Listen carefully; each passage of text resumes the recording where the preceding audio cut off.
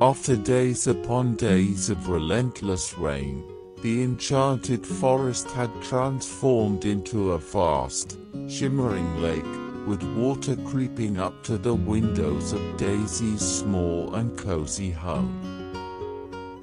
Feeling both lonely and anxious, Daisy peered out, watching the endless rain pitter-patter against the swelling waters. In a moment of desperation, he scribbled a note, sealed it in a bottle, and with a hopeful heart, tossed it into the swirling waters outside his window. Really, he thought, it is no good to have exciting things like floods if there is no one to share them with. Meanwhile, Maple, utterly exhausted by a solitary expedition to find the mythical East Pole just before the storms hit, had been sleeping deeply. He had dreamt of grand adventures and the elusive East Pole as the chill slowly crept up his legs. Awoken by the cold, Maple found his home partially submerged, with water lapping at his feet. In a panic, he grabbed his pots of honey and scrambled to the safety of a broad tree branch. By the morning of the fourth day, perched precariously in the tree, Maple's honey supply had dwindled to nothing. It was then he noticed a peculiar object floating by. Squinting through the rain, he mistook Daisy's message in a bottle for a pot of honey. Driven by hunger and curiosity, Maple plunged into the chilly water. Unable to read the message and seeing the letter P, he assumed it must be meant for him, perhaps a forgotten stash of honey. After a moment's thought, Maple fashioned a makeshift boat from an empty honey pot. Despite the challenging conditions, he was determined to deliver the message to Oliver, who was known to reside at the highest, driest point in the Enchanted Forest. Oliver, safe and dry at home, had been spending his rainy days lost in thought. When Maple arrived, waterlogged and shivering, with the bottle in tow, Oliver was both surprised and ready for company.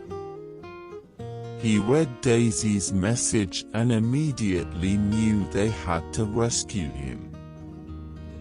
While impressed by Maple's ingenuity, Oliver knew the floating bear, a name he affectionately gave to Maple's honey pot boat, was too small for both of them. Thinking quickly, Oliver fetched his large umbrella. "We shall use this as our vessel," he declared, dubbing it the Boat of Teddy in honor of Maple's clever idea. Together, they set off across the flooded Enchanted Forest. At the same time, Owl had been dispatched to inform Daisy of the upcoming rescue. Upon arrival, Owl found Daisy anxious and started to recount a lengthy tale about his great-aunt's adventures to calm him. However, the story was so lengthy and monotonous that Daisy, exhausted from worry, nodded off and accidentally fell out of his window into the roaring waters below. Thankfully, Owl, quick as ever, swooped down and plucked him from the perilous currents. Maple and Oliver, navigating the waters in their umbrella boat, finally reached Daisy just as Owl was lifting him to safety. Daisy, half-drenched but relieved, was overjoyed to see them. "Oh, I knew you'd come," he exclaimed, his voice filled with gratitude. With Daisy safely aboard the boat of Teddy, the trio made their way back to Oliver's house. The journey was slow and cautious, but filled with laughter and stories of their individual experiences during the flood. Daisy was particularly impressed by Maple's resourcefulness and Oliver's quick thinking. Upon reaching dry land, they were greeted with warm towels and hot tea, perfect remedy for the cold and wet. As they sat around Oliver's cozy living room, they shared their tales and celebrated their friendship. Daisy couldn't help but feel a deep sense of appreciation for his friends, who had braved the flood to come to his rescue. As the rain finally began to taper off, the floodwaters slowly receded, revealing the familiar paths and nooks of the Enchanted Forest. The adventure had brought them closer, and as they looked out at the clearing skies, they knew that together, they could face any challenge that came their way. That night, as Daisy settled into a dry and warm bed, he felt a profound sense of peace. The flood, while frightening, had shown him the strength of his friendships, and he drifted off to sleep, dreaming of sunny days and new adventures with Maple, Oliver, and the rest of his dear friends. It was clear that the Great Flood rescue would be remembered and recounted in the Enchanted Forest for many years to come. After the Great Flood had finally receded, the forest looked quite different than it had before. The waters had retreated, leaving behind a landscape altered and waiting for care.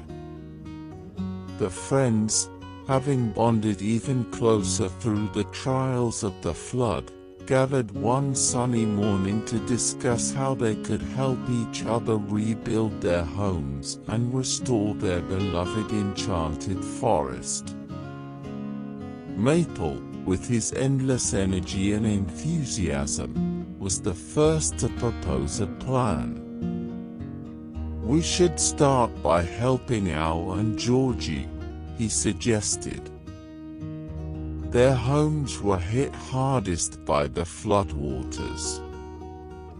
Everyone agreed, and they quickly set to work, pooling their resources and skills.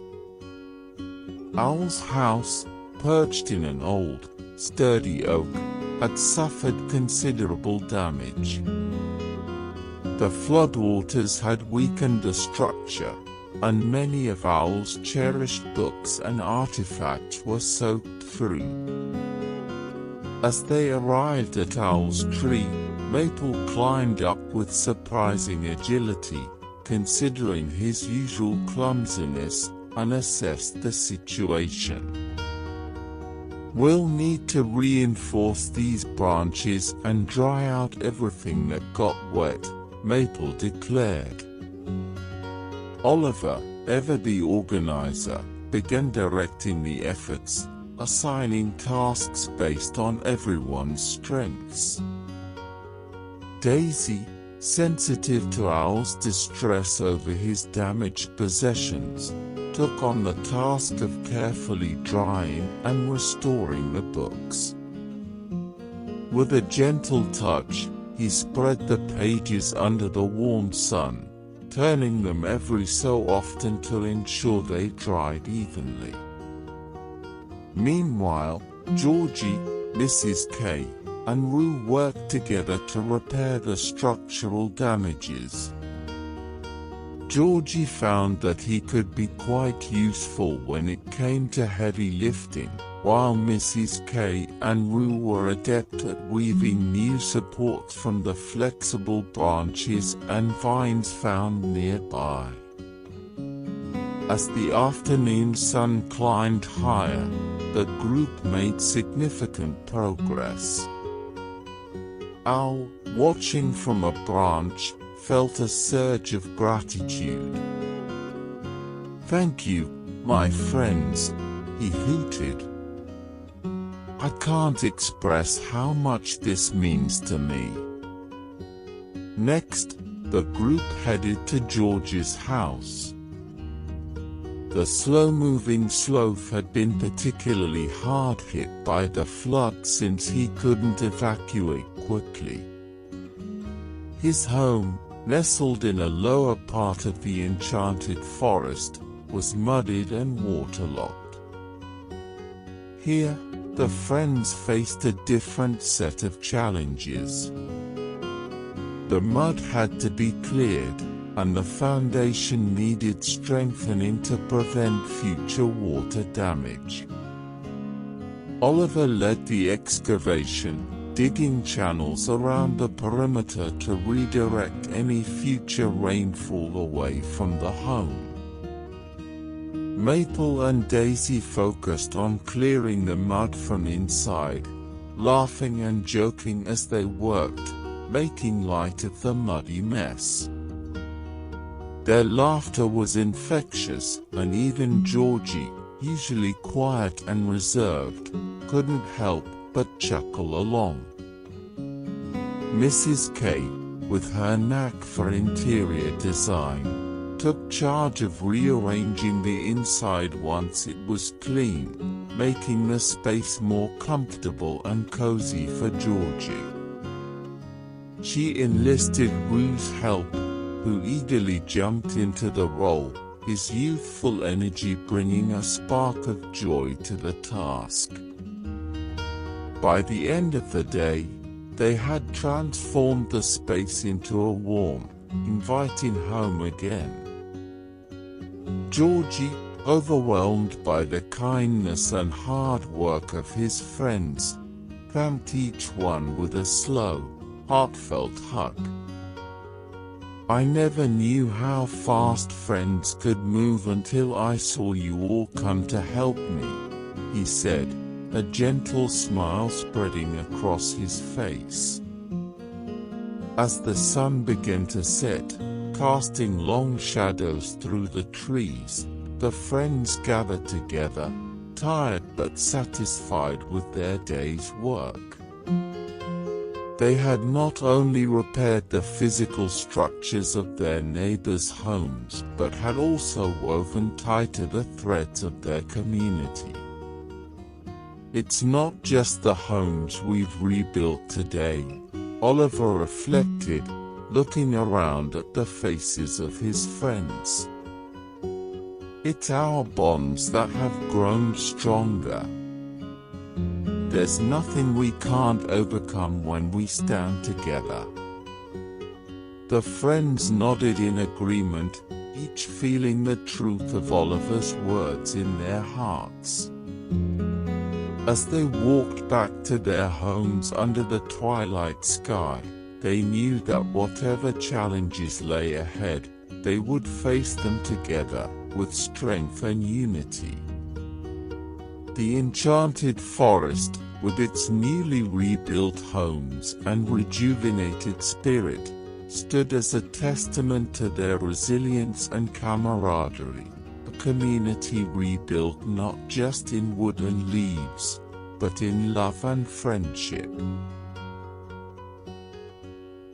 Join us for a full bedtime story, Teddy's Adventure, from our enchanting playlist on our YouTube channel.